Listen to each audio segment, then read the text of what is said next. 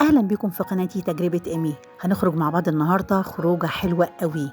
سعر تذكرة الدخول 20 جنيه بس. المكان ده هو حديقة العبور اللي موجود في الزمالك على كورنيش النيل مباشرة. المكان تحفة بجد، القعدة فيه حلوة قوي.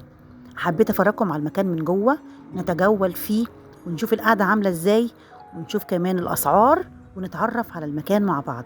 يلا بينا مع بعض ناخد جولة في حديقة العبور.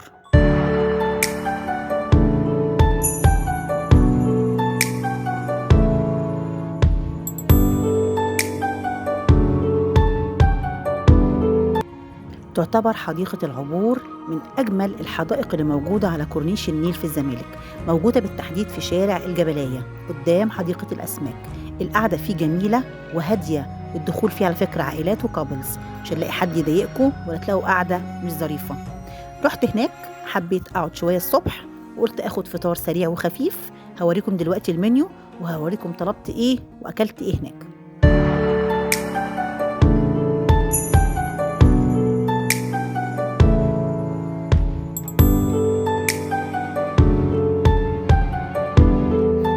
عايزه اقول لكم كمان ان المكان عباره عن دورين، الدور اللي تحت اللي باصص على النيل مباشره، والدور اللي فوق برضو باصص على النيل لكن على ارتفاع شويه. ده الجزء اللي فوق، طبعا كله اشجار وكله خضره وكله زرع. ده المنظر من فوق، دي الكراسي اللي قدامنا تحت والترابيزات.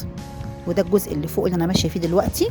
في برضو قعدات حلوه قوي، الخضره والشجر مع النيل عاملين كوكتيل كده جامد بجد. قاعده رايقه جدا جدا.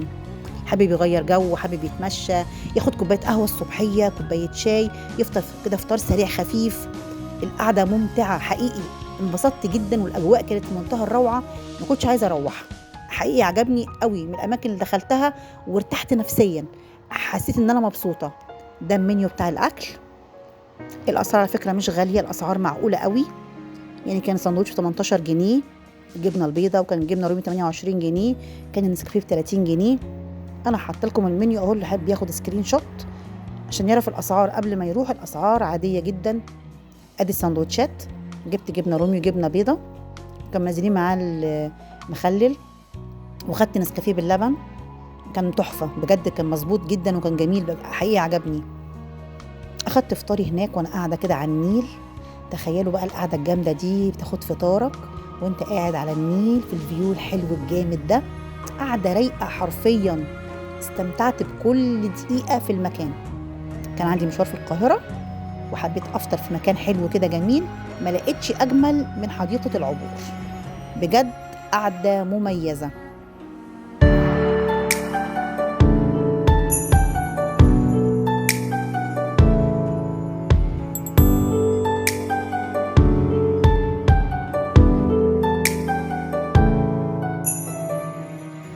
دي كانت تجربتي في حديقة العبور اللي موجودة في الزمالك على كورنيش النيل في شارع الجبلية. حبيت أقول لكم تجربتي عن المكان وأصوره لكم من جوه وأقول لكم الأسعار وأوريكم منظر القعدة جميلة عاملة إزاي. اللي عجبه الفيديو يرد لايك وشير، واللي ما اشتركش في قناة تجربة إيمي يشترك عشان يوصل له كل جديد.